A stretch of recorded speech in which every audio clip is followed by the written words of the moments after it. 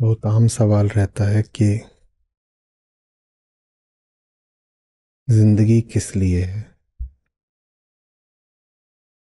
जीवन का उद्देश्य क्या है।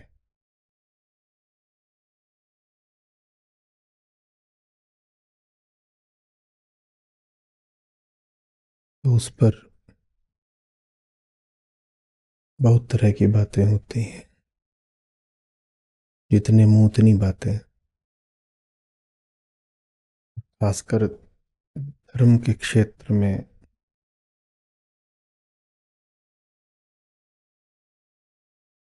तो कह सकते हैं बातों के अलावा कुछ होता ही नहीं। हम्म? लोक धर्म है। लोक धर्म माने शब्द, बातें।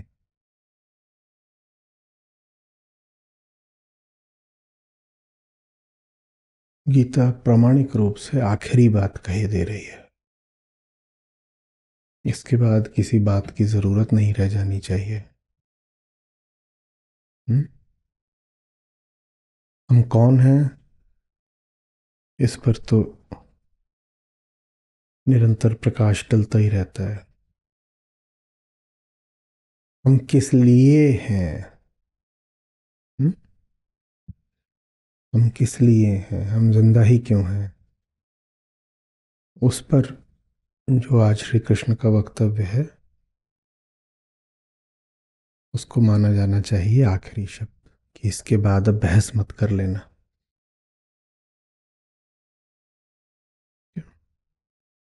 क्या है वो आखिरी बात।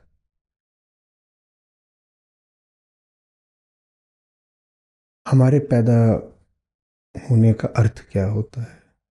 ये एक देह है, ठीक। वो देह पहले नहीं थी, वो दिखाई दे रही है। उसको हम जीव या प्राणी बोलते हैं, बालक या मनुष्य बोलते हैं। ठीक है। हम कैसे कह पाते हैं कि अब एक प्राणी आ गया दुनिया में। इसी भाषा में बोलते हैं ना, देखो दुनिया में एक नया जीव आ गया। कैसे कह पाते हैं, क्योंकि उसका शरीर एक खास आकार लिए हुए है।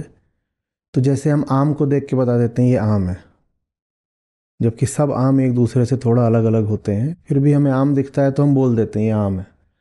तो वैसे ही एक बच्चा नया पैदा हुआ है, बच्ची है, हम उसको देख के तुरंत बोल देंगे कि ये तो इंसान की औलाद है, हो गया एक और पैदा हो गया, बता देंगे। तो ये शुरुआत होती है।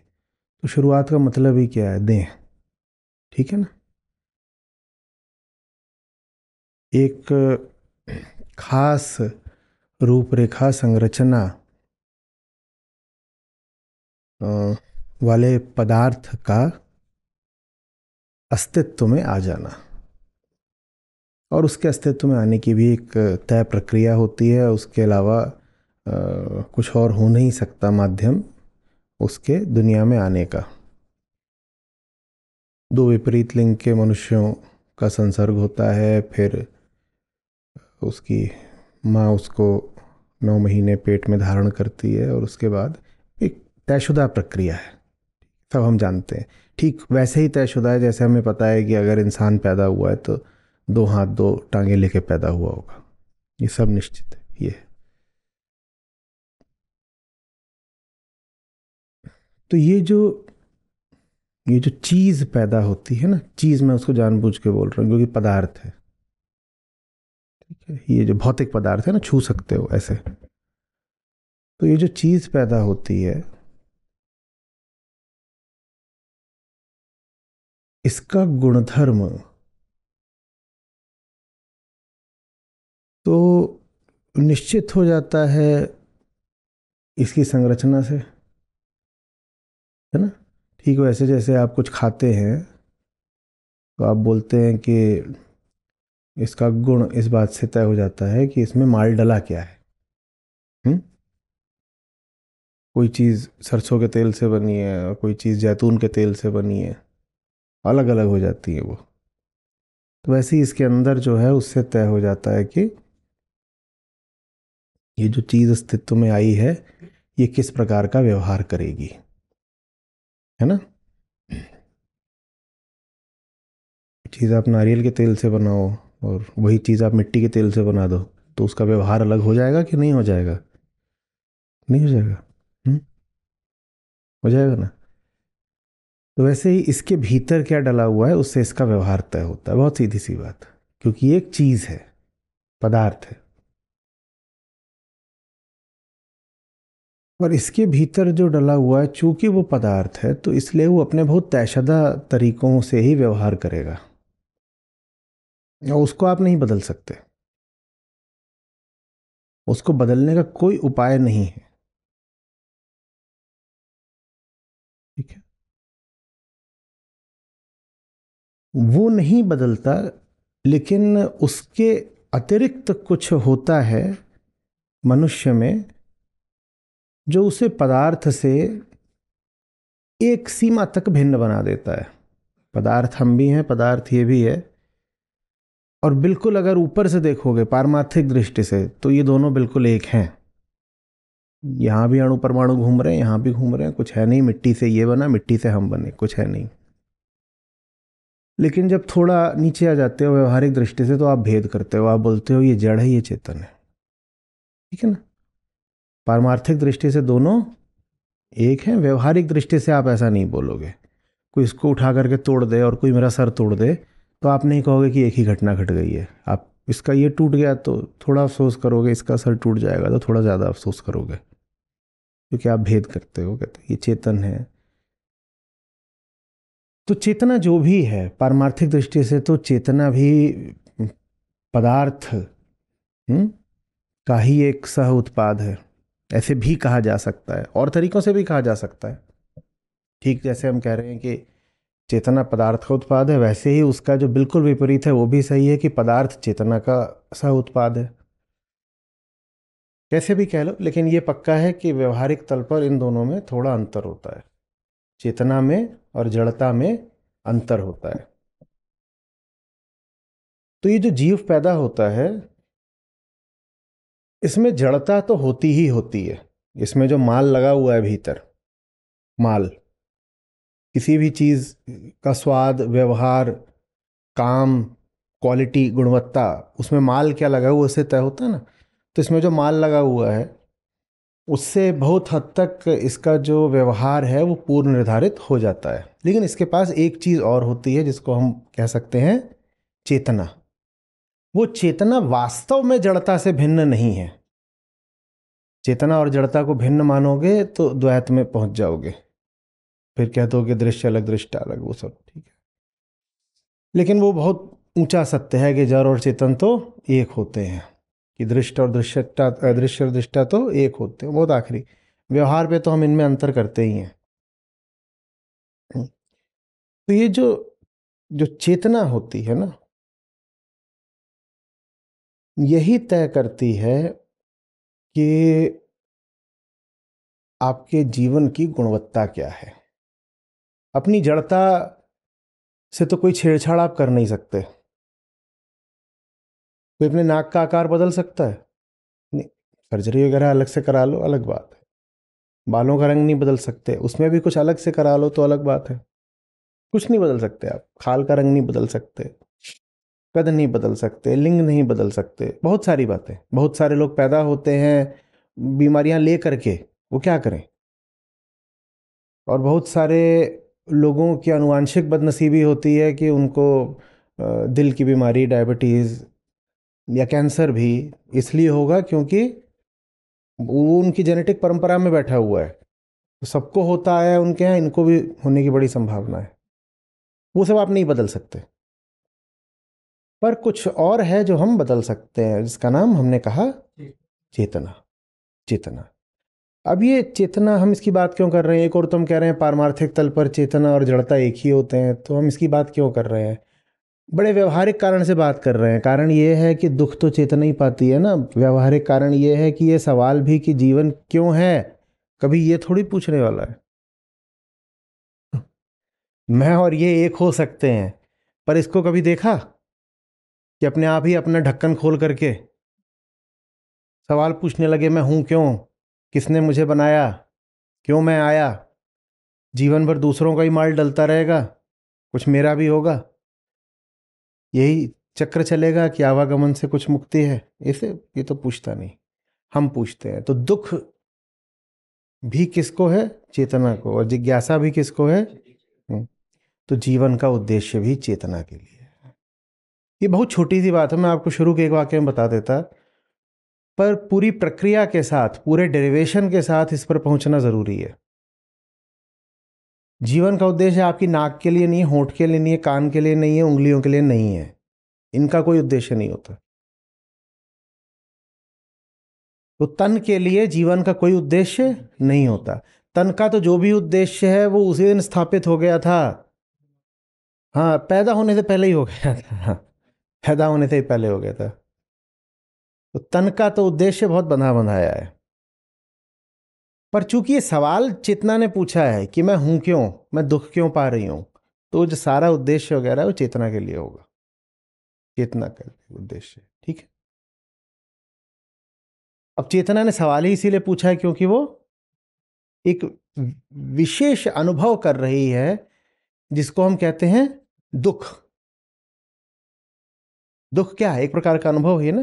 तो एक विशेष प्रकार का अनुभव है दुख, जो जब हमें होता है तब हम पूछते हैं कि मैं क्यों आ गया, अरे कब तक रहना पड़ेगा, यही है कि कुछ और भी है, मरने तक ही फंसे रहेंगे, मरने के बाद भी फंसे रहेंगे। ये सब सवाल कब पूछते हो? जब दुखी होते हो। तो दुख केंद्रीय समस्या है, ये समझना बहुत जरूरी है।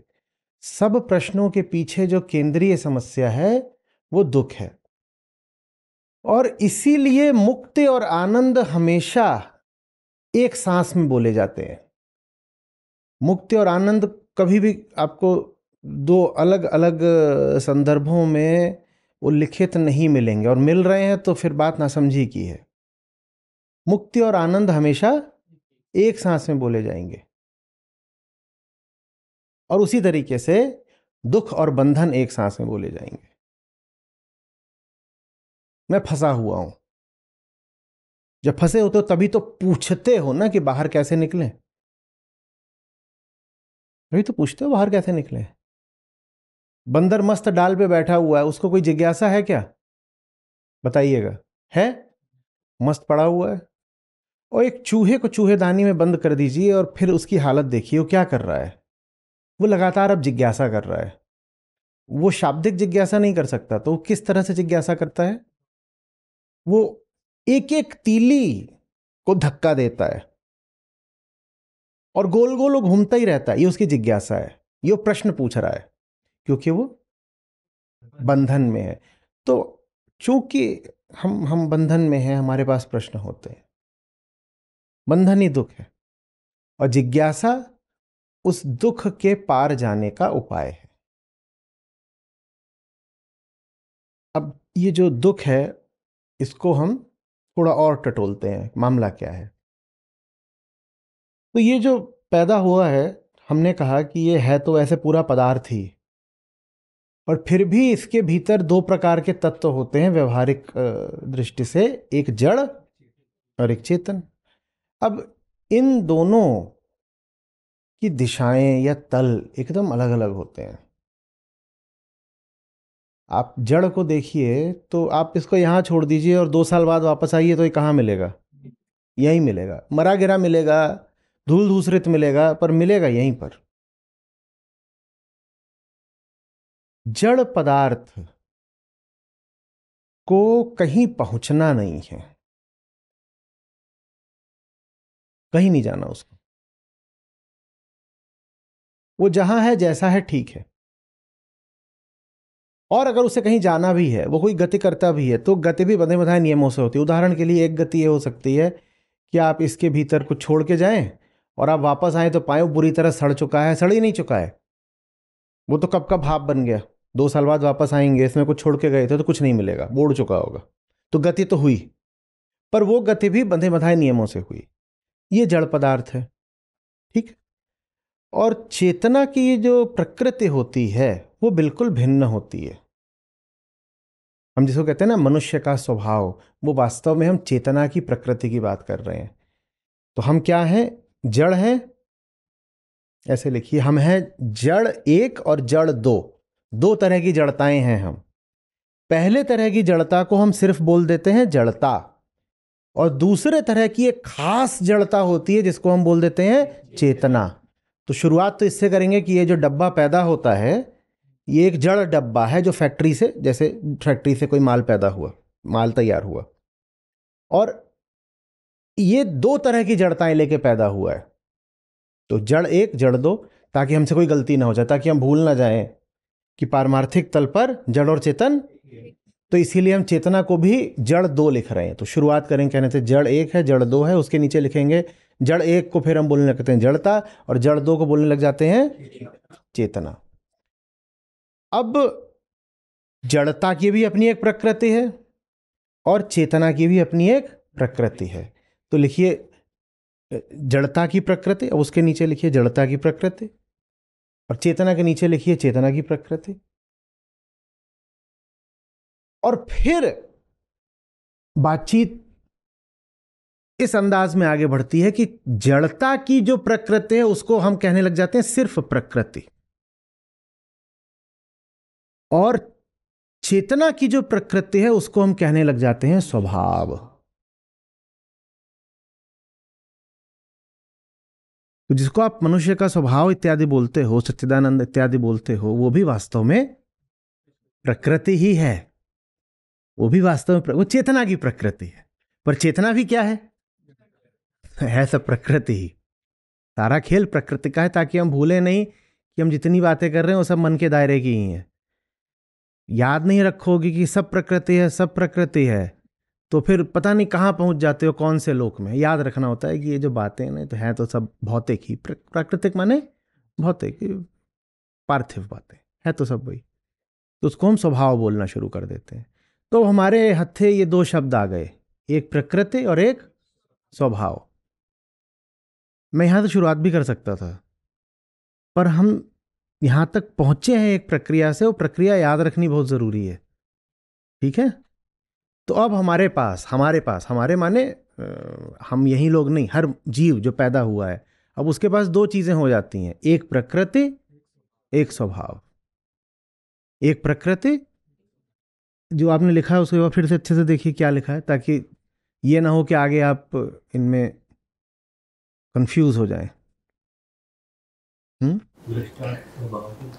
हाँ वही चेतन, जब आपने वहां पे भेद करा ना, जड़ एक जड़ दो, जड़ एक जड़ दो करा, तो वहां पे आपने दृश्य को कहाँ डाल दिया था, जड़ एक में, और दृष्टा को कहाँ डाल दिया था, जड़ दो में। ठीक है, अब ये हमने जो पूरा अभी ये खाका खींचा है, जो टेबल बनाया है, ये माया है, क्योंकि पारमार्थिक दृष्टि से ये सत्य नहीं है। पारमार्थिक दृष्टि से तो भाई एक ही तत्व है, तुम उसके दो खंड कर भी क्यों रहे हो। लेकिन अगर हम समझना चाहते हैं तो हम इस प्रक्रिया से गुजर रहे हैं। अभी तोड़फोड़ दिया है, हिस्से बना दिए, फिर वापस आ जाएंगे, सब बंद कर देंगे डब्बा। ठीक है, तो हमारे पास दो चीजें आ गई हमसे संबंधित, हमसे, प्रकृति और स्वभाव। ये हर सबके पास होते हैं। कोई जीव है तो उसके पास ये दो चीजें होंगी, एक उसकी प्रकृति होगी और इसका एक स्वभाव होगा। ठीक है, प्रकृति किसकी होती है, शरीर की, और स्वभाव किसका होता है, चेतना का। ये जो चेतना है जिसका स्वभाव होता है, इसके केंद्र में जो बैठा होता है, जो अपने आप को दृष्टा आदि बोलता है, उसको हम क्या बोलते हैं, अहंकार। अहंकार, वो कहता है ना मैं देख रहा हूं, तो यही अहंकार है, मैं देख रहा हूं। तो कोई पूछे कि तात्विक दृष्टि से बताओ अहंकार जड़ है कि नहीं, तो क्या बोलेंगे, है तो, है तो जड़ ही, पूरी चेतना ही जड़ है, पूरी चेतना ही जड़ है। लेकिन अगर ऐसे बोल दिया तो फिर दुख का कोई समाधान भी नहीं निकलेगा। या तो कोई ऐसा पारखी हो कि उसको बस इतना बोल दो कि सारी चेतना बस जड़ है और रासायनिक नियमों का पालन करती है, वो इतना समझने से ही दुख मुक्त हो जाए, तब तो अलग बात है। वरना हम जिस केंद्रीय समस्या से जूझ रहे हैं वो समस्या किसकी है, बंधन की और दुख की। ये कह देने भर से कि अहंकार तो जड़ होता है जी, केमिकल होता है। अगर किसी का दुख दूर होता हो तो बहुत अच्छी बात है, पर आमतौर पर नहीं होता। नहीं होता तो इसीलिए फिर एक श्लोक को 2 घंटे तक, है ना, बात समझ में आ रही? नहीं तो श्लोक अपने आप में वास्तव में पर्याप्त है। अगर आप ऐसे हों कि एक नजर में ही उसके सार तक पहुंच जाएं, उसकी गहराई को छू पाएं। पर हो नहीं पाता आमतौर पर। तो ये है मैं, जो चेतना के केंद्र पर बैठा है, यही सब दुख सुख का भोगता है, यही बंधन में इसलिए जिज्ञासा करता है चूहे की तरह कि बाहर कैसे निकलूं, बाहर कैसे निकलूं, मैं तो फंस गया, चारों तरफ ये चूहेदानी है, मैं बाहर कैसे निकलूं। ये मैं है, ठीक है ना। इसी मैं की जिज्ञासा से इस पूरी प्रक्रिया की शुरुआत हुई थी। इस मैंने छटपटाहट ना दिखाई होती तो हम ये सब बैठ करके कुछ नहीं कर रहे होते। तो अध्यात्म की शुरुआत ही होती है उस ईमानदार जीव से जो सर्वप्रथम मानता है कि वो परेशान है, दुख में है। जो माने ही ना कि वो परेशान है, बंधन में है, फंसा हुआ है, दुख में है, उसके लिए अध्यात्म एक बहुत व्यर्थ की चीज हो जाती है, पीछे की चीज हो जाती है। हो सकता है वो ये ना बोले खुलेआम कि व्यर्थ है, तो व्यर्थ नहीं बोलेगा पर वरीयता बहुत पीछे की दे देगा। वो भी एक ही बात है। आप किसी चीज को अपनी जिंदगी में 20वीं वरीयता दे दें तो आपने यही कह दिया है कि वो व्यर्थ है। आप किसी चीज को अपनी जिंदगी में 20वीं वरीयता दे दें तो आपने यही तो कह दिया ना कि वो व्यर्थ है। हाँ, आप में इतना साहस भी नहीं था कि धड़ल्ले से बोल पाते कि मैं तो जी इसको व्यर्थ मानता हूं। इतना साहस आमतौर पर संसारियों में होता नहीं कि जिस चीज को व्यर्थ मानते हैं सीधे ही कह दें। तो ये नहीं कहते कि व्यर्थ है, वो कहते हैं नहीं ये ठीक है, ये जरूरी है, इसका महत्व है, पर हमें इससे पहले 8-10 काम और निपटाने हैं। ये भी कर लेंगे पर इससे पहले 20 काम और करेंगे। वो आप जो है व्यवहारिक रूप से डिफैक्टो यही कह रहे हो कि आप उसको व्यर्थ ही मानते हो। जिन लोगों के लिए दुख की समस्या प्राथमिक नहीं है उनके लिए अध्यात्म शुरू भी नहीं होने पाता।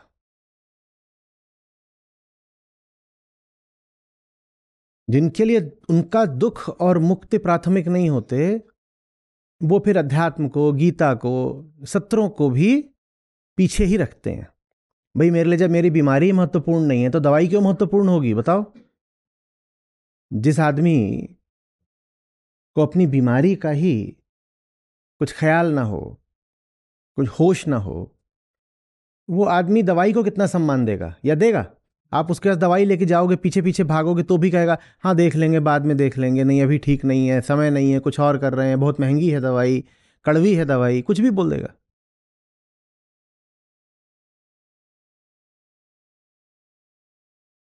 तो दुख से शुरुआत है। ये जो पूरी प्रक्रिया है ये हमारे आपके दुख से शुरू होती है। और दुख तो है ही, क्योंकि जो जन्म ले रहा है वो एक बहुत विचित्र पिक्यूलियर स्थिति में जन्म ले रहा है। उस स्थिति का ही नाम दुख है। तो जन्म ही दुख है। जन्म कैसे दुख है? जन्म ऐसे दुख है कि प्रकृति और स्वभाव को एक में जहां बांध दिया गया उसको देह कहते हैं, ये दुख है। प्रकृति और स्वभाव बिल्कुल अलग आयामों की चीजें हैं, और देह वो जगह है, वो साइट है जहां इन दोनों को कुछ ऐसे बांध दिया गया है कि अलग ही नहीं हो सकते। अलग करने का भी एक ही तरीका है, क्या? मरी जाओ।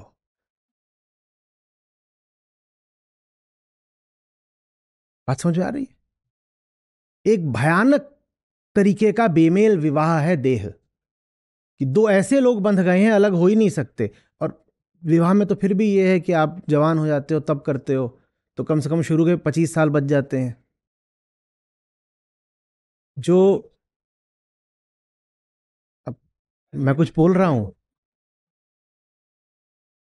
देह का तो ये है कि पहले क्षण से मिली हुई है, तो उसमें यह गुंजाइश भी नहीं कि शुरू के कुछ साल बचेंगे। वो पहले क्षण से मिली हुई है, और उसमें दो ऐसों को बांध दिया गया है जो कभी साथ बंध सकते ही नहीं। इसलिए समझने वालों ने इतनी बात समझ के कहा कि बेटा सिर्फ जीवन नहीं दुख है, जन्म ही दुख है। सिर्फ जरा नहीं दुख है, जन्म ही दुख है।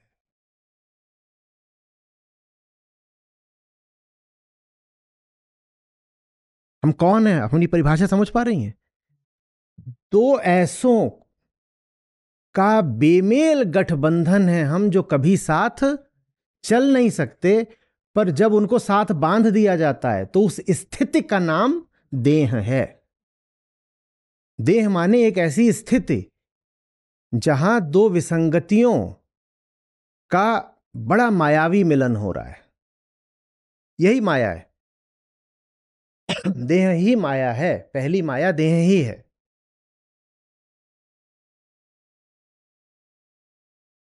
ये ऐसी चीज है जो हो नहीं सकती पर है।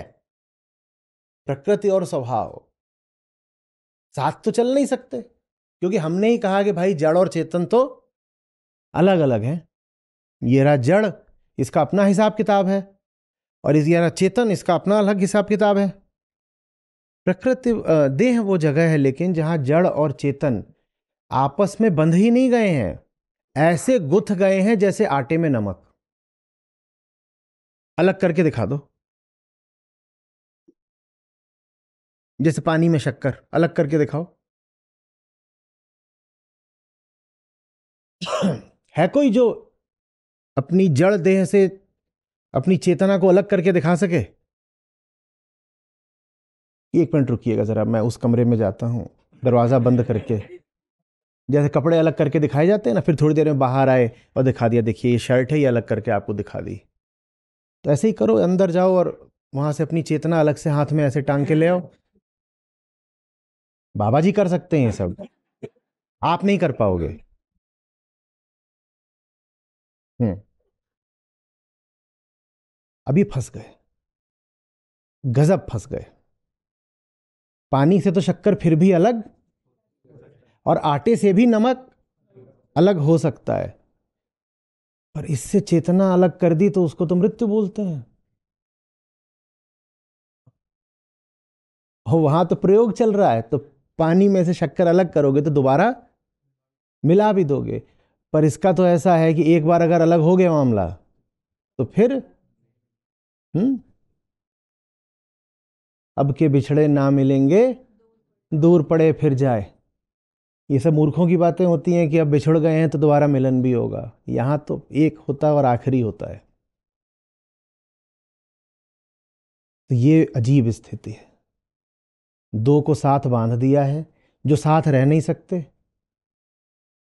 और अगर उनको अलग करो तो जिसको दुख मिलता है, जिसने ये सवाल करा, जिसकी वजह से पूरी गीता है, जिसकी वजह से आज का सत्र है, अगर अलग करो तो उसको और दुख मिलेगा। आपको, आप मेरे पास आके बोले आपको बड़ा बंधन है, तो मैं कहूँ ठीक है मर जाओ, सारा दुख समाप्त हो जाएगा। तो आप कहोगे जो छोटा मोटा दुख है, मूर्ख आदमी और बड़ा दुख बता रहा है। कहां फंस गए हम? तो फिर इसलिए प्रतीकात्मक तौर पर ज्ञानियों ने बार बार कहा कि दोबारा नहीं आना।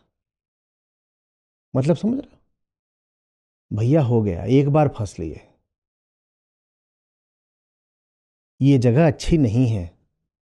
पागल होते हैं जो कहते हैं कि अभी और मिले, अभी और मिले।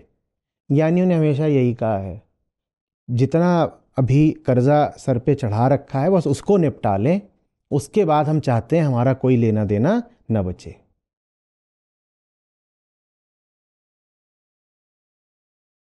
चलना चाहते भी हैं तो बस तब तक जब तक कि सर पे कर्ज है। हम कहते हैं ना मातृ ऋण पितृ ऋण, तो माँ बाप तो असली पृथ्वी ही है। ये बड़ा ऋण है हमारे सबके ऊपर कि जो हमारी सबसे बड़ी माँ है वो कितने कष्ट में है, तो मातृ ऋण तो उतारना पड़ेगा ना। तो उससे पहले कैसे कहते हैं कि टाटा बाय बाय, उतना रुकना पड़ेगा। पर ज्ञानी कहता है उतना ही रुकूंगा जब तक ऋण उतारना है, इसलिए नहीं रुकूंगा कि अभी और भोगना है। मैं काम कर रहा हूं इसलिए क्योंकि सर पर कर्ज चढ़ा हुआ है, तो जो पैसा आता है उसको जा करके उधार चुका आता हूं। काम इसलिए नहीं कर रहा हूं कि जो पैसा आता है उससे जा करके मौज मारूंगा। ये ज्ञानी का वचन होता है। संसार में हूं ताकि उऋण हो जाऊं, और उऋण होने के बाद हमें ये अलग बात है कि उऋण हुआ, क्योंकि ज्ञानी होने का मतलब ये होता है कि तुम अपना ही नहीं कर्ज उतारते, तुम दुनिया भर का कर्ज अपने माथे ले लेते हो। अब बताओ कैसे उतारोगे? तुम जितना उतारोगे उससे ज्यादा झुन्नू धनिया मिलकर के चढ़ाते चलेंगे। तो ज्ञानी फिर तलाश ही करता रह जाता है कि बस जल्दी से अब और निपट जाए, फिर हम प्रस्थान करें प्रस्थान करें। वो फिर आता है, देखता तो और बढ़ गया। ये किसने बढ़ा दिया? जब बहुत परेशान होता तो कोई था, किसने कहा था कि तुम पूरी दुनिया का अपने ऊपर ले लो? अपना व्यक्तिगत उतार लो, चले जाओ, काहे के लिए? बोले व्यक्तिगत ऋण नहीं उतारना है, जो व्यक्तिगत है वही तो उतारना है। और अगर व्यक्तिगत को नहीं उतारा तो व्यक्तिगत ऋण उतारने से क्या फायदा?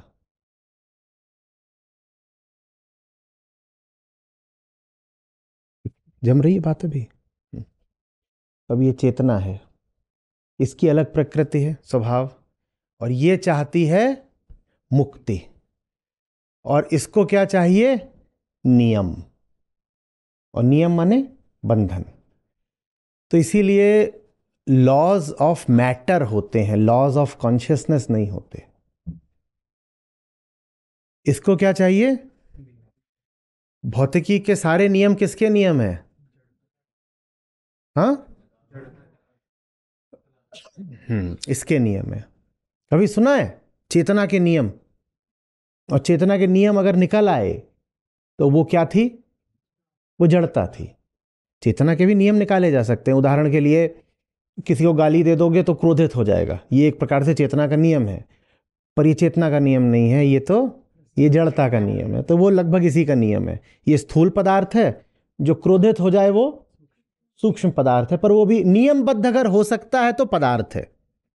अगर किसी के बारे में आपने कोई ढर्रा पकड़ लिया, माने आपने उसका कोई नियम खोज निकाला, सूंघ लिया, डिटेक्ट कर लिया कि ये एक ढर्रे पर, पैटर्न पर, लॉ पर चलता है, तो इतने से प्रमाणित हो गया कि वो जिसकी आप बात कर रहे हैं वो जड़ है। नियम सिर्फ जड़ पर लागू होते हैं। भाई प्रकृति की बात है, ये हम दावा नहीं कर रहे, ये हम देख कर बता रहे हैं कि ऐसा होता है। ये ऑब्जर्वेशन की बात है बस, ठीक है? तो इसको तो चलना है और इसको कभी कोई दुख लगना नहीं है। और जो चेतन है वो नियम पर फंस गया तो यही उसका दुख है। इसको रहना है हमेशा सीमाओं में। और जो चेतन है उसको आपने सीमा दे दी तो यही उसका दुख है। और बताइए इसके बारे में, आप इसके बारे में जो कुछ बताएंगे, चेतना उससे बहुत अलग निकलेगी। इससे कोई फर्क नहीं पड़ता, ये मूल्य निरपेक्ष होता है। इसका जो काम है वो वैल्यू इंडिपेंडेंट होता है। मैं इसमें अमृत भर दूं तो इसका रंग क्या रहेगा? मैं इसमें जहर भर दूं तो इसका रंग क्या रहेगा? मैं इससे किसी की जान बचा दूं तो भी इसका रंग क्या रहेगा? और मैं इससे किसी का खोपड़ा फोड़ दूं तो भी इसका रंग क्या रहेगा? तो ये मूल्य निरपेक्ष होता है। और चेतना मूल्य करती है। वो किसका मूल्य करती है? हाँ, पदार्थ का। चेतना किसका मूल्य करती है? अरे इतनी देर से बोल रहे हैं, वो मुक्ति को मूल्य देती है। तो चेतना की बात मूल्य सापेक्ष है और ये होता है मूल्य निरपेक्ष। और बोलो, ये सिर्फ आकर्षण जानता है और चेतना प्रेम जानती है। आकर्षण और प्रेम में क्या अंतर है? आकर्षण के नियम बता सकते हो। आकर्षण शुरू होगा इसको 2 घंटे पहले ही बता दोगे। आप सज बज के कहीं जाते हो पार्टी में, आपको 2 घंटे पहले नहीं पता होता कि आज बहुत आकर्षित होने वाले हैं। आप तैयार हो रही होती हैं, कोई आता है बोलता है कि आज तो बिजली गिराएगी। 2 घंटे पहले ही पता है कि आज बहुत गिरने वाले हैं। इससे क्या पता चला कि ये बात नियमगत है, ये बात नियमबद्ध है। नहीं तो पहले कैसे पता चल जाता? और प्रेम किसी नियम पर चलता नहीं। प्रेम और आकर्षण में कोई अंतर पूछे तो बहुत आसानी से ये भी बता देंगे तो आपको 10/10 है। बहुत तरीकों से अंतर बताया जा सकता है, पर यह तरीका भी अच्छा तरीका है कि आकर्षण आप पहले ही बता दोगे कि होने वाला है, क्योंकि वो लोहे और चुंबक जैसा है। नियम की बात है, लोहा लेके जा रहे हो, चुंबक के पास पता है खिंचेगा। लोहे की औकात नहीं कि न खींचे। प्रेम के बारे में आप ऐसा कुछ बोल नहीं सकते। वो किसी नियम को नहीं मानता। ये जो है, ये अपने बचने का इतना ख्याल करता है, इतना ख्याल करता है कि आप इसको अगर बदल भी दो तो ये बचा रहता है ना। इसको आप किसी भी रूप में डाल दो, बचेगा तो पदार्थी। उसको हम क्या बोलते हैं? Conservation of mass. एक तरह से इंडेस्ट्रक्टिबिलिटी ऑफ मैटर बोलते हैं उसको।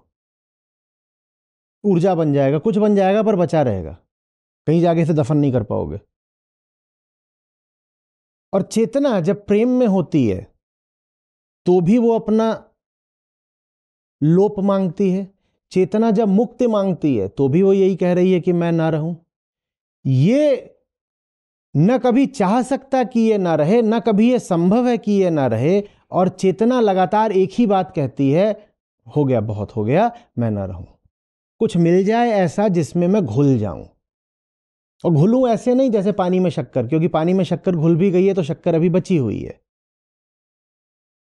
चेतना वैसे घुलना चाहती है, वैसे मिटना चाहती है जैसे सागर में सरिता, कि अब आप अलग नहीं कर पाओगे, अब नहीं हो सकते अलग। उसकी जो इंडिविजुअलिटी है, आप अब उसको वापस नहीं ला सकते। आखिरी मिलन हो गया, या कहिए कि मृत्यु हो गई।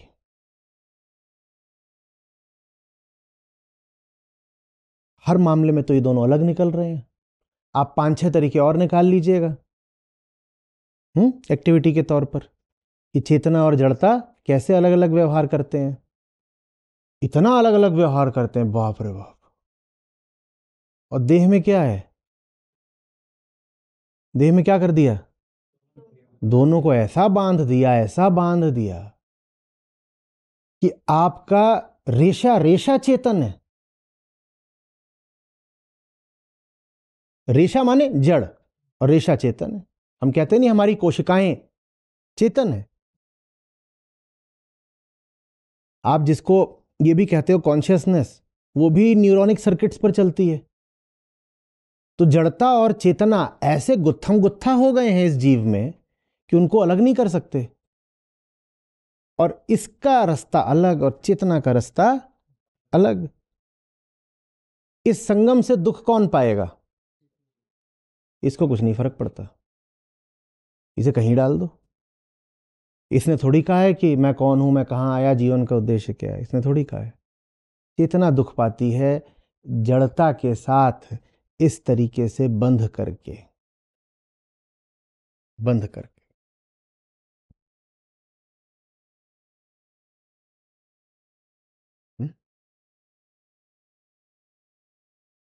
जीवन का उद्देश्य माने चेतना का उद्देश्य, क्योंकि जीवन है ही किसके लिए? जड़ पदार्थ तो कभी नहीं बोला मैं जीवित हूं, ये थोड़ी बोलता मैं जीव हूं। तो फिर चेतना का उद्देश्य क्या होगा? हमने आज के सत्र की शुरुआत करी थी इस प्रश्न से कि जीवन का उद्देश्य क्या है। तो जीवन का उद्देश्य समझने के लिए पहले हमने जीव को परिभाषित किया कि जीव माने क्या। क्योंकि जीवन माने जीव का काल, जिस काल में जीव की सत्ता उपस्थित रहती है उसको कहते हैं जीवन। ठीक। तो जीवन समझने के लिए पहले हमने समझा जीव क्या है, और फिर हमने ये देखा कि जीवन क्या है। अगर जीव के दो फाड़ हैं, एक जड़ और एक चेतन, तो जीवन के बारे में सवाल इन दोनों में से किसने करा है? चेतन ने। हाँ, तो जीवन का उद्देश्य फिर किसका हुआ उद्देश्य? चेतना। तो चेतना का क्या उद्देश्य होगा, आप बताओ। और उसका दुख ही क्या है? किससे बंधन? तो दे ही देते, मुक्ति खत्म करो। जब तुम्हारी सारी समस्या ही यही है कि तुम पैदा क्यों हो गए, तो इसीलिए फिर अस्तित्ववादी विचारकों ने कहा था कि एक ही प्रश्न है वास्तव में, टू बी और नॉट टू बी। पिछली शताब्दी का ये बड़े से बड़ा प्रश्न रहा है पश्चिम में, आदमी क्यों जिए। और आदमी की स्थिति को इंगित करने के लिए बड़ा साहित्य लिखा। और चूंकि दुख की बात थी तो वो मात्र निबंधों और लेखों में अभिव्यक्त नहीं हो पाती थी। तो कहानियां लिखी, उपन्यास लिखे, कविताएं लिखी और नाटक लिखे, ऐसे ऐसे नाटक। जो यही दिखा रहे हैं कि हमारी हालत क्या है, और उस हालत से हम पार नहीं जा सकते। वेटिंग फॉर गोडो है, ये दो जने हैं और ये इंतजार करते ही जा रहे हैं, करते ही जा रहे हैं, करते ही जा रहे हैं।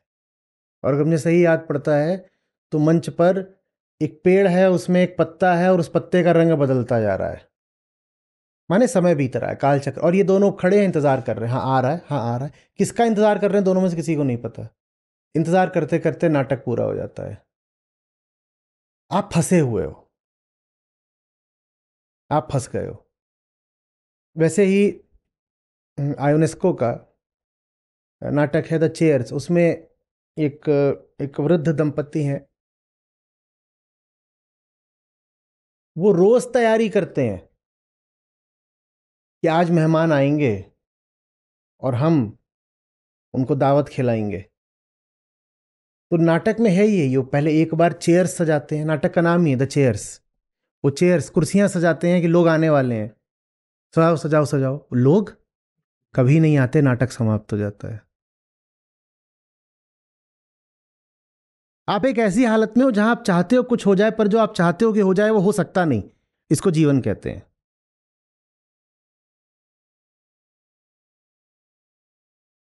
इसको जीवन कहते हैं।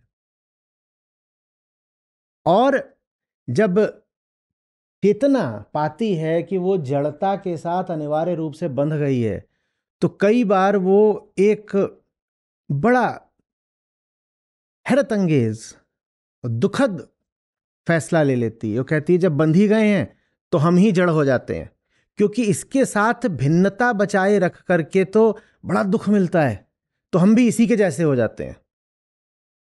मैं किसी से भिन्न हूं, बहुत अलग हूं। जैसे कि आपका आपका शेयरिंग पर रूम है, आप हॉस्टल में गए हो और आपका रूममेट बहुत बहुत ज्यादा सिगरेट पीता है, और आप कह रहे हो दिन रात स्मोकिंग तो मैं कर ही रहा हूं, तो मैं कर ही लेता हूं। इसका विरोध आपने खुद से खूब विरोध किया, ठीक है। आपने जाकर के शिकायत भी करी वार्डन से, सब कुछ करा आपने, ये तक आवेदन करा कमरा बदल दो, सब कुछ करा। आप कभी बाहर भी निकल गए, जो जो आप कर सकते थे आपने करा। आप भिड़ भी लिए तो पिट भी गए, सब हो गया। शरीर से भिड़ने पे क्या होता है? हाँ, छोड़न की जो बात करे बहुत तमाचा खाए। तो उससे भिड़े भी तो फिर जड़ चेतना कई बार एक बड़ा गंदा समर्पण कर देती है कि हम चेतन रहेंगे ही नहीं, हम भी जड़ हो जाएंगे। तो आयोनेस्को का नाटक है राइनोसरस, उसमें यही है। एक शहर है जिसमें लोग राइनोसरस बनते जा रहे हैं एक एक करके, माने चेतना जड़ता के आगे झुकती जा रही है, मनुष्य पशु बनता जा रहा है। राइनोसरस जड़ता का द्योतक है, प्रतीक है, सिंबल है अनकॉन्शियस हो जाने का। हरी बात। वैसे ही आप लोग कई बार चर्चा आपस में करते ही हो, कामों का मिथ ऑफ सिसिफस, वो चढ़ाया गिराया चढ़ाया गिराया। जैसे वो बुढ़ा बुढ़ी बैठ के कुर्सियां लगा रहे हैं, और रोज लगा रहे हैं, फिर हटा भी रहे होंगे, तभी तो लगाते हैं दोबारा। वैसे ही वो रोज ऊपर पत्थर चढ़ाता है, नीचे गिराता है, पत्थर चढ़ाता है, नीचे गिराता है। ये जीवन है, हम फंसे हुए हैं। अब अस्तित्ववाद इससे कोई आखिरी उपाय निकाल नहीं पाया, पर वेदांत ने उपाय भी बता रखा है पहले से। अब वो वैसा उपाय नहीं है कि गंडा ताबीज कर लो या मंत्र फूंक दो तो कुछ हो जाएगा। कर्म जैसा कोई उपाय नहीं है। वो उपाय जो है वो आप जानते हैं, बोध का उपाय है, ठीक है। उस पर अभी आते हैं, वही आज के श्लोक की बात है। तो चेतना का हमने कहा दुख ये है कि वो इसके भीतर बंधी हुई है।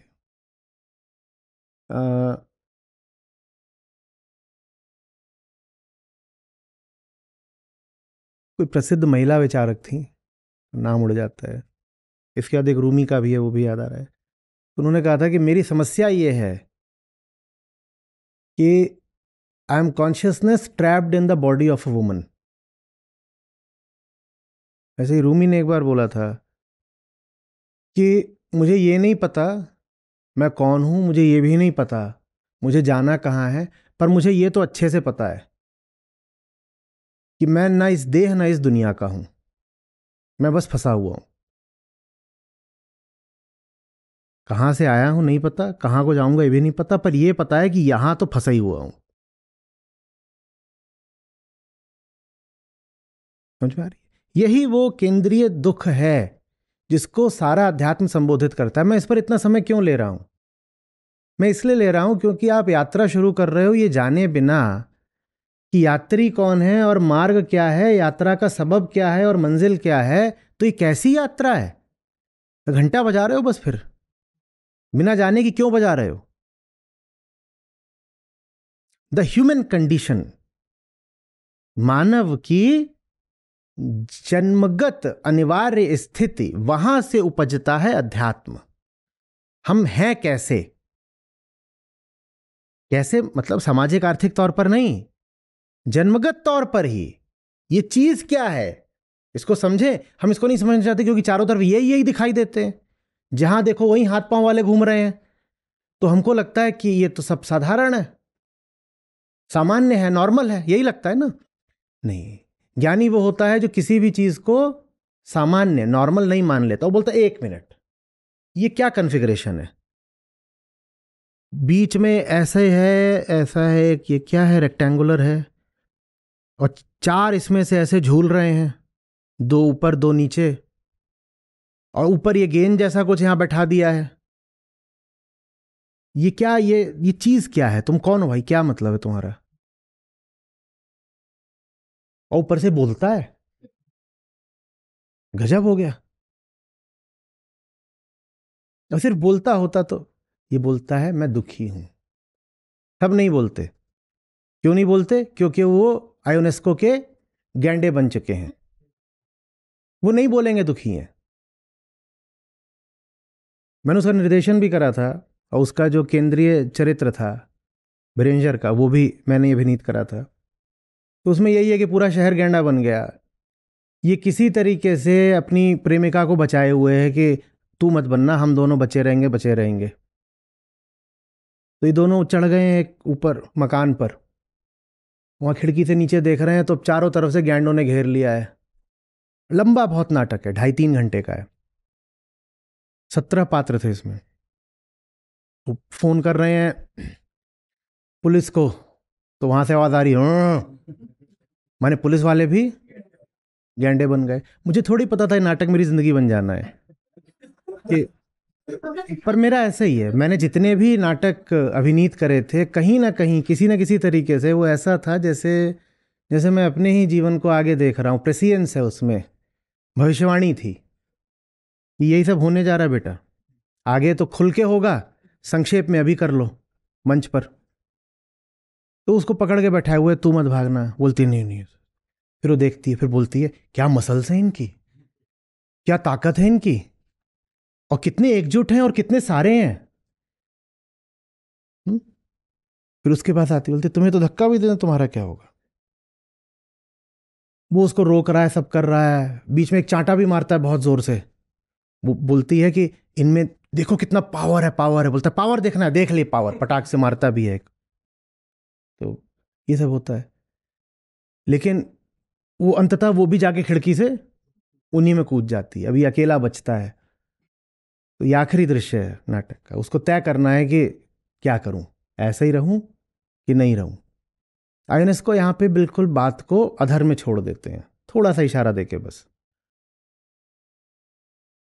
यहाँ पर वो आपसे एक सवाल पूछते हैं कि बताओ अब आपको क्या करना है। ठीक है, वहां मैंने उसका कुछ जवाब दिया था तब। वैसे ही पगला घोड़ा बादल सरकार का, उसमें 4 लोग बैठे हुए हैं, वहां लाश जल रही है एक लड़की की, और चारों वहां बैठ करके ताश खेल रहे हैं और शराब पी रहे हैं। शमशान का दृश्य है, एक लड़की की चिता जल रही है, जाड़े की रात है, बड़ी ठंड है, कोहरा हो रहा है, और ये 4 बैठे हुए हैं और बस इंतजार कर रहे हैं कि ये चिता बुझ जाए तो अपने अपने घर जाएं, और अपने हाथ वाथ भी वहीं सेक रहे हैं। फिर पूछना शुरू करते हैं, दूसरे को जानते नहीं है ज़्यादा। बोलते हैं पर तुम यहाँ क्यों, पूछते तुम यहाँ क्यों हो, तुम। पता चलता है कि सब कि अपनी अपनी प्रेम कथाएं थीं और सब अपना अपना दर्द लिए वहाँ बैठे हैं। तो उसमें से तीन अपनी अपनी कथा सुनाते हैं कि क्या हुआ। वो सब भारत के समाज की और लोक धर्म की कथाएं हैं कि कैसे प्रेम जैसी चीज़ हमारे यहाँ हो नहीं सकती। तो तीनों अपना अपना किस्सा बताते हैं, ब्रोकन लव स्टोरीज, मायूस प्रेम कहानियाँ। और जो चौथा है वो किरदार मैंने, वो जो चौथा है वो उन पर बड़ी निर्ममता से हंस रहा है, बोल रहा है प्रेम में कुछ नहीं होता, तुम पागल हो। वो अपना जो भी अपना किस्सा सुनाता है उसका मजाक उड़ाता है, मजाक उड़ाता है, पत्ते खेलता है, शराब पीता है और खूब हंसता है, ज़ोर से हंसता है। तो खैर वो तीनों अपना अपना हाल सुना देते हैं और एक एक करके अब जब ठंडा होने लगता है मामला, चिता ठंडी पड़ने लगती है, तो एक एक करके वो चले जाते हैं। ये जो चौथा है जो सब पे लगातार हंसता ही रहा, अभी अकेला बचता है। जब ये अकेला बचता है तो चिता के पास जाता है, तो फिर प्रतीक के तौर पर उसमें से वो लड़की खड़ी हो जाती है। वो उसकी प्रेमिका है, उसी की लाश जलाने के लिए बैठा हुआ था, इसीलिए सब पर हंस रहा था। और वो बाहर निकलती है, बोलती है मुझे पता है तुम क्या करने जा रहे हो, नहीं करना है। बोलता है तू मर चुकी है, तू वापस जा। तो उनमें आपस में कुछ बात होती है। वहाँ पर भी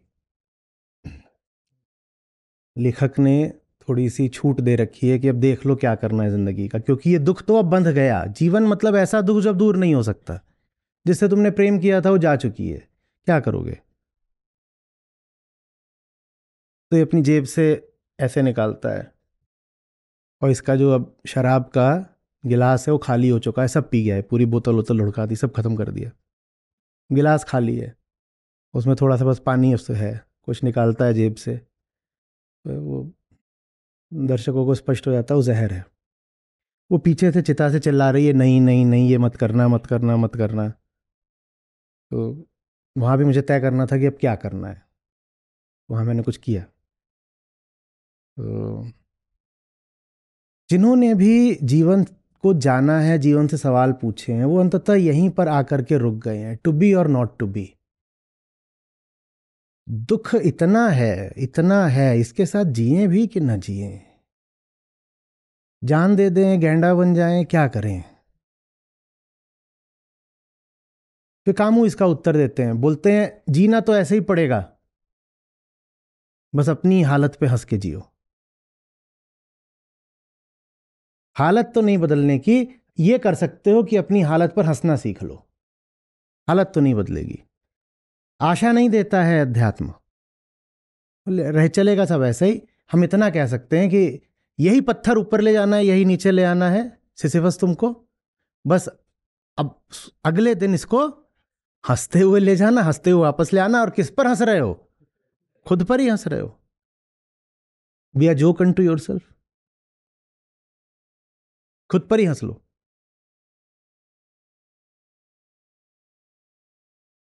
आ रही बात समझ में?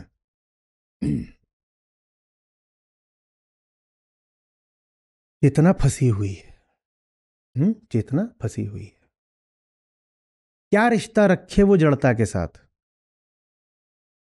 क्या रिश्ता रखे? क्या बोल रहे हैं श्री कृष्ण, देखते हैं।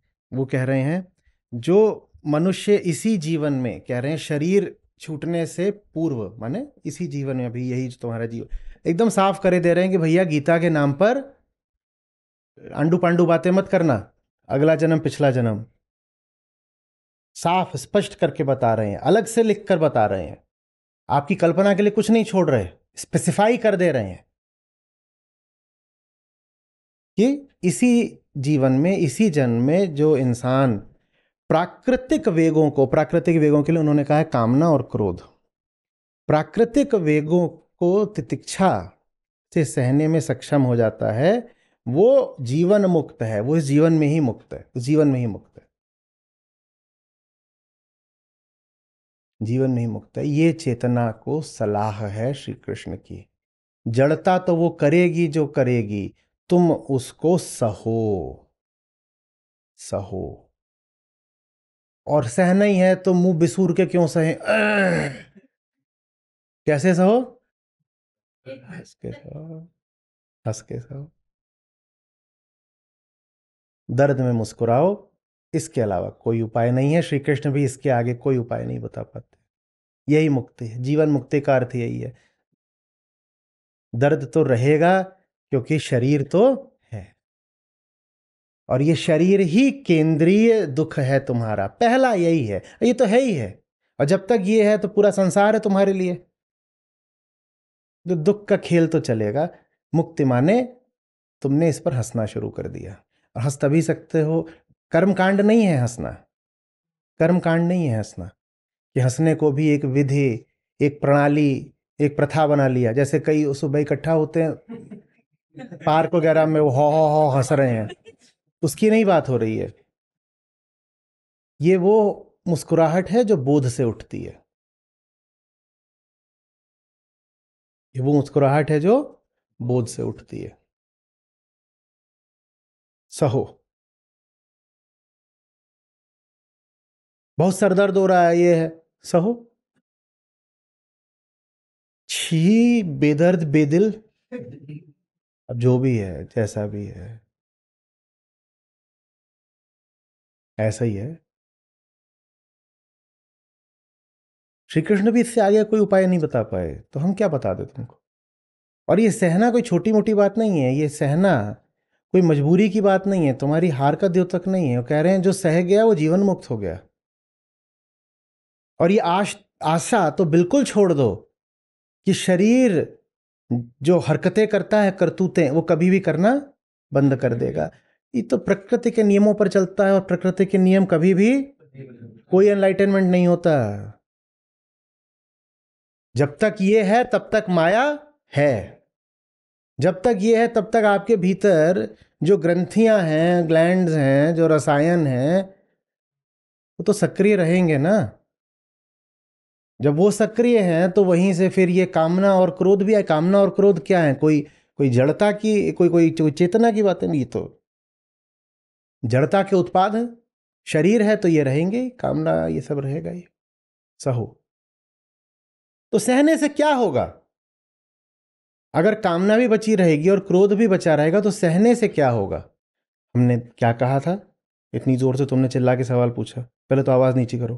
हाँ जी, तो सहने से क्या होगा? हमने कहा था सिर्फ सहना नहीं है, समझना है। हमारी सलाह उसको है जिसको सलाह दी जा सकती है। हम शरीर को सलाह नहीं दे रहे, हम चेतना को सलाह दे रहे हैं। और चेतना क्या कर सकती है? समझ सकती है। तो हम चेतना को कह रहे हैं समझो, समझो, कुछ उठे, समझो। दबाने की बात नहीं कर रहे, दबाना भी कर्मकांड हो जाएगा। गीता कर्मकांड के धुर विरोध में खड़ी है। कोई बात नहीं बताती कि ऐसा करो ही करो, सिर्फ एक बात बताती है कि तुम्हारा स्वभाव है समझना, स्वभाव पर अडिग रहोगे तो दुख से बचे रहोगे। समझो, काम उठे, क्रोध उठे, समझो। नहीं तो समझने से क्या होगा? आप एक बात बताइए, जब शरीर जड़ है और जड़ता के नियम बदल ही नहीं सकते, तो समझने से क्या होगा? समझने से यह होगा कि तुम्हारा केंद्र बच जाएगा। जब तुम्हारा केंद्र बच जाता है तो जो कुछ शरीर में हो रहा होता है उसका केंद्र बदल जाता है। मानिए क्या बोल रहे हैं आप? हमें तो ये पता है ना, कामना जा सकती है ना क्रोध जा सकता है। अभी 1 घंटे से आपने समझाया, उसका लब्बो लुबाब यही है कि आपका शरीर है, शरीर जड़ है, भीतर ग्रंथियां हैं, वो काम कर रही हैं, वो काम कर रही हैं तो कामना भी रहेगी, ईर्ष्या भी रहेगी, क्रोध भी रहेगा, भय भी रहेगा, पूरा षड विकार जितने सब रहेंगे। जब सब रहेंगे ही रहेंगे तो इतना ज्ञान क्या बता रहे हो घंटे भर से? जब तुम अपने केंद्र पर स्थापित होते हो तो क्रोध भी तुम्हारे ही केंद्र से आएगा ना। जड़ता का तो कोई केंद्र नहीं होता ना। जड़ता कोई केंद्र होता है? जड़ता के तो नियम होते हैं, जड़ता एक प्रवाह होता है, चेतना का केंद्र होता है। श्री कृष्ण कह रहे हैं तुम अपने केंद्र, तुम अपनी जगह पकड़ कर रखो, तुम अपनी पकड़ पर रखो। आसन से मत डोल रहे तो ही पिया मिलेंगे। तुम मत हिलना। तो उससे क्या होगा? इतनी बातें कर रहे हैं, पहले आवाज नीचे करो। उससे क्या होगा? उससे यह होगा कि क्रोध का भी परिशोधन हो जाएगा। अगर कृष्ण बोल दें कि क्रोध करना बुरा है तो फिर कृष्ण नहीं है। क्योंकि क्रोध भी एक प्रकार का व्यवहार है। अगर ये बोल दें कि क्रोध बुरी चीज है तो उन्होंने कर्मकांड सिखा दिया। उन्होंने तो ये सिखा दिया ये व्यवहार अच्छा, ये व्यवहार बुरा। कामना भी एक प्रकार का कर्म है ना, सूक्ष्म कर्म है। पहले भीतर उठता है, फिर बाहर आप उस पर जाके गति करते हो। रोटी खानी है तो आप हाथ बढ़ाते हो, मुंह चलाते हो, ये बाहरी कर्म है। पर पहले कर्म कहां हो जाता है जब रोटी खानी है? यहां हो जाता है ना। यहां कामना उठी, वो सूक्ष्म कर्म है। फिर उसके कारण आपने रोटी हाथ उठाया, खाया, चबाया, तो कामना कर्म है। अगर श्री कृष्ण कह दें कि कामना बुरी है तो फिर अगेन श्री कृष्ण नहीं रह गए वो, क्योंकि वो भी क्या हो गया? कर्मकांड हो गया। कर्मकांड का मतलब ही क्या है? समझा कुछ नहीं, बस ये बता दिया गया कि ये अच्छा, ये बुरा। कृष्ण ये तक नहीं बोलेंगे कि कामना बुरी है। वो कह रहे हैं कामना को समझ लो तो निष्काम हो जाओगे। वो कह रहे हैं क्रोध को समझ लो तो क्रोध भी शुद्ध हो जाएगा। जैसा कृष्ण का क्रोध था जब भीष्म की ओर भागे थे पहिया लेकर के। माने पूरी ये तुम्हारी व्यवस्था जड़ अपना काम करती रहेगी पर उसका केंद्र बदल जाएगा। कामना रहेगी पर वो कामना अपने लिए नहीं रह जाएगी। क्रोध रहेगा पर वो क्रोध भी अंधा नहीं रह जाएगा। सब कुछ रहेगा, सब कुछ रहेगा, पर रहते हुए भी बड़े चमत्कारिक तौर पर बदल जाएगा। ईर्ष्या तक रह सकती है। संतों ने छंद लिखे हैं, गीत गाए हैं,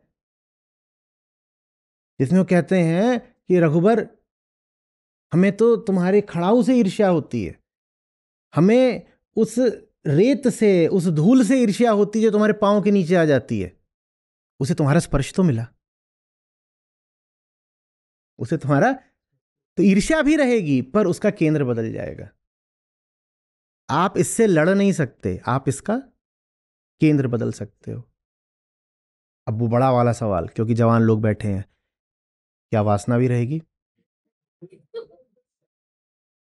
तुम आवाज उठा के पूछो, इतना डर डर के क्यों पूछ रहे हो? नहीं, ठीक है, जैसे पूछ रहे थे ठीक है। रहेगी, उसका भी केंद्र बदल जाएगा, उसका भी केंद्र बदल जाएगा। वो भी बदल गया। ऐसा नहीं होगा फिर कि किसी भी दिशा में खिंचे चले गए। फिर तुम्हारे इस दैहिक, भौतिक, शारीरिक स्पर्श में भी एक दैवीयता आ जाएगी। दूर से कोई देखेगा तो उसको यही लगेगा कि एक व्यक्ति किसी दूसरे व्यक्ति के शरीर को स्पर्श कर रहा है, पर बात कुछ और हो चुकी होगी।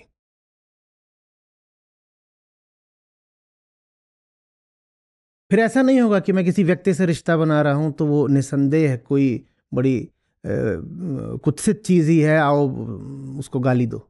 नहीं, आप अगर थोड़ा सा तटस्थ होकर के देखें तो मीरा भी श्री कृष्ण की सगुण छवि को ही पूजती थीं और साफ कहती थीं, हमारे आपके अनुमान या कल्पना की बात नहीं है कि पति हैं। ये भी नहीं कहा भाई हैं, बाप हैं, कुछ नहीं बोला। धड़ल्ले से क्या बोला? पति है। न निराकार बोला, न निर्गुण बोला, न बाप बोला, न भाई बोला, सगुण है और पति है।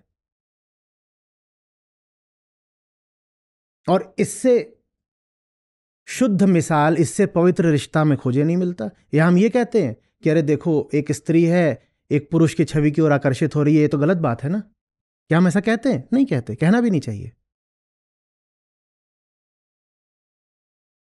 तो जीव से जीव के प्रति जो सामान्य जड़ आकर्षण होता है वो भी आसमान की ऊंचाई पा लेता है, अगर चेतना अपना केंद्र न छोड़े। ये आशा तो छोड़ ही दो कि शरीर अपने रंग ढंग बदल देगा। आप पुरुष हो तो स्त्री की ओर खिंचाव, स्त्री हो तो पुरुष की ओर होगा। भूख लगी है, मच्छर काट रहा है, मच्छर काटे और आपको समस्या ना हो, नहीं होगा ये। कोई बोले मैं महीने नहीं नहाता हूं, महीने नहाओ खुजली ना हो, नहीं होगा ऐसा। तो शरीर नियमों पर चलता है भाई। नियम माने नियम। गोली किसी को भी लगेगी, मरेगा। बीमारी किसी को भी होगी, वो मरेगा। तो ये तो नियमों पर चलता है। तो फिर महापुरुषों में खास बात क्या थी? उन्होंने चेतना को शरीर के नियमों का गुलाम नहीं बनने दिया। उन्होंने कहा बांध के रखो, जिस पे हमारा बस नहीं चल सकता उस पर हम अपना बस चलाएंगे भी नहीं। पर हम जो हैं, जो सारे सवाल करता है, जिज्ञासा करता है, इसको सारे दुख होते हैं। हम खुद को तो बांध के रख सकते हैं ना। तो कहते हैं ठीक है, एक बेमेल रिश्ता बन गया है, कोई बात नहीं, हम उस रिश्ते को अपने ऊपर हावी नहीं होने देंगे। शरीर माने एक बेमेल रिश्ता, कोई बात नहीं। अब जैसे आप गए हो हॉस्टल में, आपने नहीं चाहा था, पर कोई उल्टा पुल्टा आदमी आपका रूम पार्टनर हो गया है। आप कह रहे हो ठीक है, हो गया तो हो गया है, पर हम नहीं भूलेंगे कि ये इंसान हमारी कोई जिंदगी का मकसद थोड़ी है। मैं किस लिए आया हूं कॉलेज में? पढ़ने आया हूं। मैं इसलिए थोड़ी आया हूं कि ये जो बगल में है जो कुछ भी कर रहा है मैं उसमें ज्यादा तल्लीन हो जाऊं। वो पढ़ रहा है अपनी जगह, अपना काम करता रहे। ये ज्ञानी का रुख होता है। वो शरीर पर अधिकार नहीं जमाना चाहता, वो बस अपनी जगह नहीं छोड़ता। वो अपने रूममेट से कहता है तुझे जो करना है कर, तेरे अपने नियम है, तेरे अपने पैटर्न है, ढल रहे हैं, मैं तुझ पर तो कभी हावी हो नहीं सकता, ना मुझे होना चाहिए।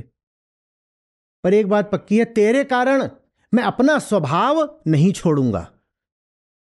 तू अपनी प्रकृति पर चल, मैं अपने स्वभाव पर चलूंगा। तू अपना काम कर, मैं अपना काम करूंगा।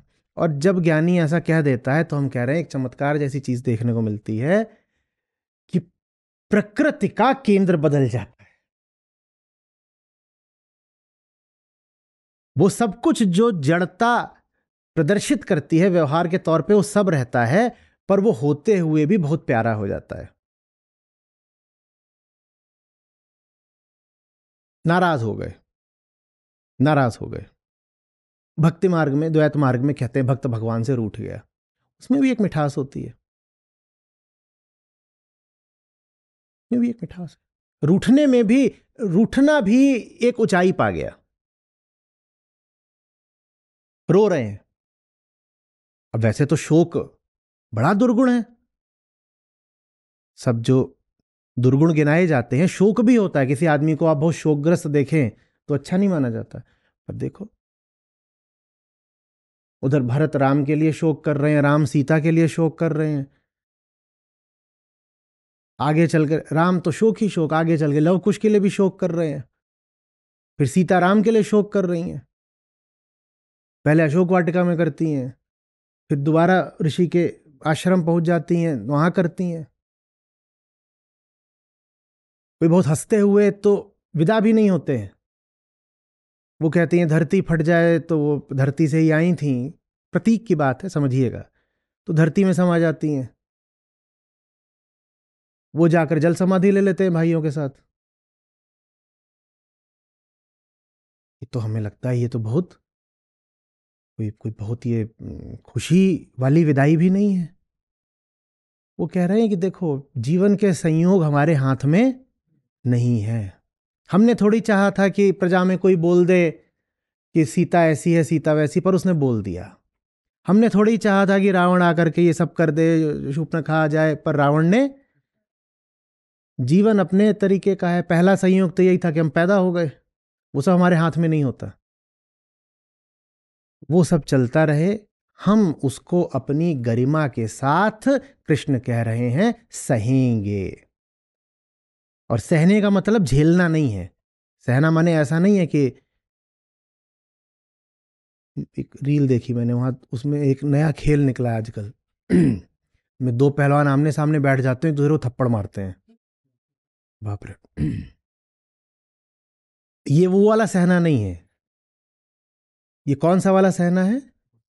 ये समझ कर सहना है। जब समझ कर सहते हो तो मुस्कुराहट भी आ जाती है। नहीं तो मुस्कुराहट को भी कर्मकांड मत बना लेना। बहुत लोगों के लिए वो भी होती है कि वो जब जहां भी बैठे होते हैं वैसे सोते भी मुस्कुरा देते हैं। वो नहीं, समझना जो कुछ भी हो रहा है, तुम अपने स्वभाव में स्थापित रहो। तुम्हारा स्वभाव बोध है, और यही जीवन मुक्ति है। जो हो रहा है उसको बदलना तुम्हारा दायित्व नहीं, उसको समझना तुम्हारा दायित्व है। मजे की बात यह होती है, समझ गए तो बदलाव शुरू हो जाता है, फिर बदलाव तुम रोक भी नहीं पाओगे।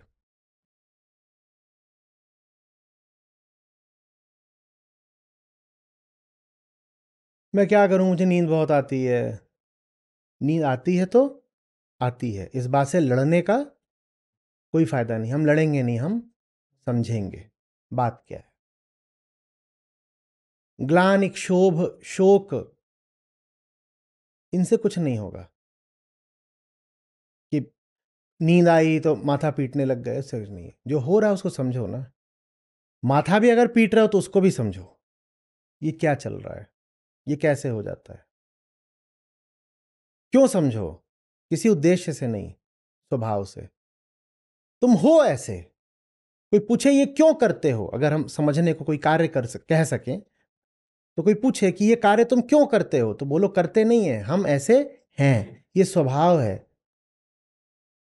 हमारे बस में नहीं है कि हम ना समझें, हमें समझना पड़ता है। हम मर रहे होंगे ना जिस पल, हम मौत को भी समझ रहे होंगे। हमारे बस में नहीं है कि ना समझें।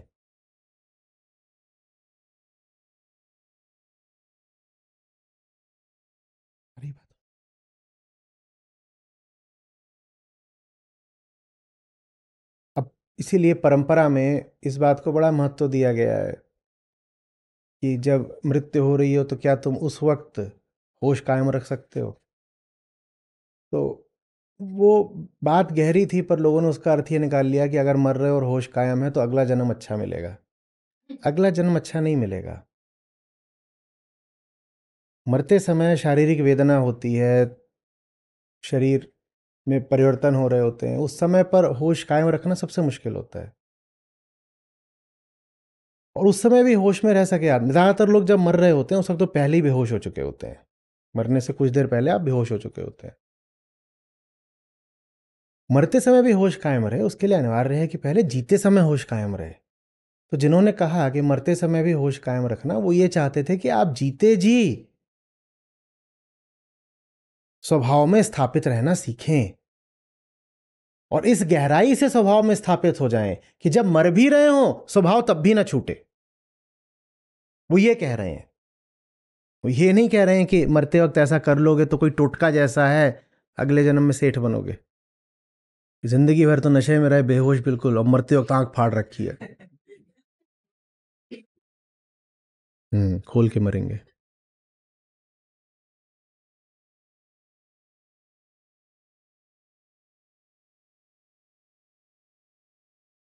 एक शब्द रह गया, आनंदित हैं। आनंदित माने क्या? युक्त तो समझ गए, किससे युक्त रहना है? स्वयं से युक्त रहना है, अपने स्वभाव से युक्त रहना है।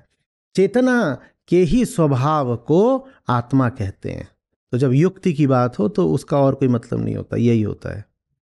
अहंकार का आत्मा के साथ हो जाना ही है युक्त हो जाना, वही योग है। कह रहे हैं आनंदित रहते हैं। तो आनंद का क्या मतलब है? दुख नहीं होगा, दुख नहीं होगा। दुख है, तुम दुख को जान रहे हो, ये आनंद है। आनंद का क्या मतलब है? सुख नहीं होगा, होगा। सुख है, तुम सुख को जान रहे हो, ये आनंद है। जो कुछ भी इस जड़ शरीर के साथ, इस जड़ संसार के संसर्ग में हो सकता है, वो सब होगा, तुम उसको जान रहे हो। तो इसका मतलब है कि जो हो रहा है होने दें, माने माने चलने दें ना। मतलब बहुत सारी चीजें हैं जो करने का बड़ा मन करता है, उन्हें होने दें, होने दें ना, यही कहा जा रहा है ना। नहीं, ये नहीं कहा जा रहा। कहा यह जा रहा है कि अगर तुम जानने लग गए तो जो हो रहा है वो स्वतः ही बदल जाता है, और बड़े गजब तरीके से बदलता है। तो ये नहीं हो पाएगा कि तुम जान रहे हो और फिर भी तुम जो अपने जड़ता में, बेहोशी में काम कर रहे थे वो यथावत चल रहे हैं, वो नहीं हो पाएगा। जो जानने लग गया, चाहे बिना ही उसका व्यवहार, उसके कर्म बदल जाते हैं, पर कैसे बदल जाएंगे ये पहले से बताया नहीं जा सकता। अगर पहले से ही बता दिया कि कैसे बदलना है तो उसे बोलते हैं नियम कर्मकांड, और वो अध्यात्म का क्षेत्र नहीं है। तो बदलाव कर्मकांड में भी आता है और बदलाव अध्यात्म में भी आता है। बदलाव की बात लोकधर्म भी करता है और बदलाव की बात अध्यात्म भी करता है। पर लोकधर्म बदलाव की बात ऐसे करेगा, माँ बाप हैं, जाओ जाके उनके पांव छुओ ना। और माँ बाप के पांव नहीं छू रहे हो तो तुमको बताओ आशीर्वाद कैसे मिलेगा भगवान का। और माँ बाप हैं, उन्होंने देखो जाकर के, माँ बूढ़ी हो गई हैं, जाके उनकी सेवा करो, उनसे उनसे करो, वहीं पे तुम्हें अमृत मिलेगा, वहीं स्वर्ग मिलेगा। ये लोक धर्म है। वो भी कह रहा है व्यवहार बदलो। वो बेटे को या बेटी को संबोधित कर रहे हैं जो माँ बाप का ख्याल नहीं रखते, उनको बोल रहे हैं जाके माँ बाप का ख्याल करो। तो वो भी यही चाह रहे हैं कि व्यवहार बदलो, पर उन्होंने पहले ही बता दिया है कि क्या करना है। वो ये नहीं कह रहे हैं स्वयं को बदलो, वो कह रहे हैं व्यवहार को बदलो। और व्यवहार को किस तरह से बदलो वो उन्होंने पहले ही बता दिया है कि जाके पाँव दबा दिया करो, दवा दे दिया करो, मीठी बातें कर लिया करो, उनकी बात मान लिया करो। वो ऐसा व्यवहार बता रहे हैं। अध्यात्म भी व्यवहार को बदलता है, पर बड़े अनिश्चित तरीके से। वो कहता है ये तुम्हारे साथ दो लोग रहते हैं ना, क्या तुम इनको समझना नहीं चाहोगे? क्या तुम्हें लगता है कि इनका कुछ ऋण है तुम्हारे ऊपर? उस ऋण की भी पूरी प्रक्रिया है, क्या तुम उसको जानना नहीं चाहोगे? जानो। एक आदमी है जिसको तुम अपना बाप बोलते हो 40 साल से, एक ही घर में रहते हो 40 साल से, इतना तुमने उसका चेहरा देखा है। जब उसके साथ इतना रह ही रहे हो तो फिर उसको थोड़ा जान भी लेते हैं। अध्यात्म बस इतना बोलेगा जान लो, और जानने के बाद फिर आपके संबंध में जो बदलाव आएगा वो लोकधर्म जो बताता है उससे बहुत आगे का होगा। लोकधर्म बस ये बताता है कि फलानी फलानी चीजें हैं वो कर डालो, और अध्यात्म कहता है वो वादे भी निभा दो जो कभी किए ही नहीं, जिनका कुछ पता ही नहीं, जो कभी तुम्हें किसी ने बताए ही नहीं कि ये काम भी करने चाहिए, फिर तुम वो काम भी कर डालते हो। लोकधर्म ड्यूटी सिखाता है, और अध्यात्म में आप कहते हो ड्यूटी बहुत छोटी चीज है, I will go far beyond duty. ये अंतर होता है। लोकधर्म बस तुम जैसे हो वैसे ही रहो, बस जाके माँ बाप के पांव दबा दिया करो, बूढ़े हो गए हैं, हो गया इतने में, फिर तुम्हें पाप नहीं लगेगा, और पांव नहीं दबाओगे तो पाप लग जाएगा। अध्यात्म नहीं कहता कि जाके माँ बाप के पांव दबा दो, वो कहता है बस माँ बोलते हो, जहां जाते हो इनके नाम से अपना परिचय देते हो, इनकी जमीन जायदाद को लेके तुम्हारे पास बड़ी कामनाएं हैं, 50 तरीके का इनसे तुम्हारा व्यवहार है, रुपया पैसा भी लेते रहते हो, कभी कुछ कभी कुछ। क्या तुम जानना नहीं चाहते ये लोग कौन हैं? अध्यात्म कहता है समझो। वो कोई कर्म नहीं बताता, हाँ समझने के बाद कोई बहुत अलग तरीके का सुंदर प्रेमपूर्ण कर्म अपने आप हो जाता है। पर यह प्रेम ऐसा नहीं होता जो पहले से परिभाषित है। लोकधर्म प्रेम को भी पहले से परिभाषा देके रखता है। माने आप बैठे हो, मैं आके आपको ऐसे पानी दे दूं तो ये प्रेम है। अध्यात्म कहता है जिसको परिभाषित कर दिया वो प्रेम नहीं। वहां फिर जो आपका रिश्ता बनेगा माँ बाप से ही सही, अगर हम उनका उदाहरण ले रहे हैं तो फिर अलग तरह का बनेगा, और वो इस तरह का बनेगा जिसकी लोकधर्म कल्पना भी नहीं कर सकता। तो अध्यात्म भी बदलाव लाना चाहता है, गीता बदलाव लाना चाहती है, पर तयशुदा तरीके से नहीं। अब गीता तो तयशुदा बदलाव लाना नहीं चाहती, पर कई बार आप गीता के पास आते हैं पहले से तय करके कि आपको क्या बदलाव चाहिए। आप कहते हैं मुझ में क्रोध बहुत है, मुझे क्रोध कम करना है, चलो गीता के पास चलते हैं। और गीता कह रही है मैं तय करके कुछ कर ही नहीं सकती, क्योंकि बोध नियमों का पाबंद होता नहीं है, तो कुछ तय करा नहीं जा सकता। हाँ कुछ होना होगा, बदलाव होगा जरूर, बिल्कुल बदलेगा, बहुत कुछ बदलेगा, तुम जितना सोच सकते हो उससे ज्यादा बदलेगा। पर बदल के कैसी तस्वीर उभरने लगेगी ये हम आपको नहीं बता सकते। अब साहस हो तो आ जाओ, उसको श्रद्धा कहते हैं। कि बदलाव तो होगा, निसंदेह होगा, लेकिन क्या होगा उसमें आगे और कैसे होगा ये हमें पहले से न पता है न पता करना है। हमारे लिए इतना ही पर्याप्त है कि बदलाव का केंद्र बोध है, इतना ही पर्याप्त है। उसको श्रद्धा बोल लो, निष्कामता बोल लो, एक ही बात है। आ रही बात समझ? आनंद इसमें नहीं है, फिर दोहराई दे रहा हूं कि दुख नहीं है। आनंद इसमें है कि दुख है, पर दुख ने मुझे उखाड़ नहीं दिया है। दुख को आप तूफान माने तो दुख है, तूफान की तरह गरज रहा है, पर मैं अपनी जगह पर खड़ा हूं अडिग, मुझे तूफान ने उखाड़ नहीं दिया। इसको आनंद कहते हैं। तो आनंद दुख के होते हुए भी हो सकता है। आनंद दुख के होते हुए भी हो सकता है। और सच पूछो तो जब दुख गहरा हो तभी तो पता चलता है ना कि आनंद है या फर्जी चीज है कोई। जिस आनंद को दुख उखाड़ दे वो आनंद है क्या? तो ऐसे ही कुछ हल्की फुल्की। हम्म? तो इसीलिए जिसे जॉय आनंद कहते हैं उसका असली पता तो दुख की गहराइयों में ही चलता है। दुख की भी और सुख की भी। हमें दोनों उखाड़ देते हैं। जब बहुत दुख आता है आप तब भी बेहोश हो जाते हैं। आपने देखा है, आपको बहुत कोई दुख हो जाए लोग हाय राम बोल के गिर पड़े, बेहोश हो गए, छींटे वीटे मारो, इतना भारी दुख है। और जो आपके घोर सुख का क्षण होता है उसमें भी आप पूरी तरह बेहोश हो जाते हैं। होते हैं नहीं? जब एकदम जो चरम सुख का क्षण होता है उसमें एकदम होश गायब हो जाता है। और नहीं गायब होता तो कहते हैं यार अभी ड्रिंक्स बनाओ। नहीं तो सुख का संबंध शराब से इतना ज्यादा क्यों होता? और दुख का भी, क्योंकि दोनों का ही संबंध बेहोशी से है।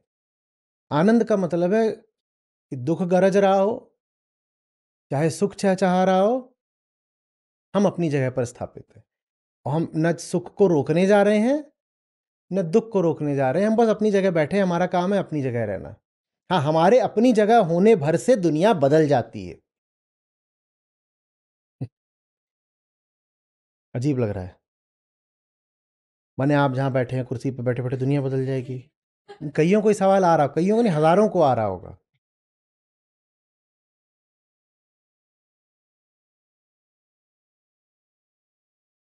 पता नहीं कहाँ बैठने की बात हो रही है, क्या बोल रहे हैं। खासकर जो लोग अभी 15-20 दिन पहले, या अभी सोचो ऐसा भी कोई होगा जो आज ही,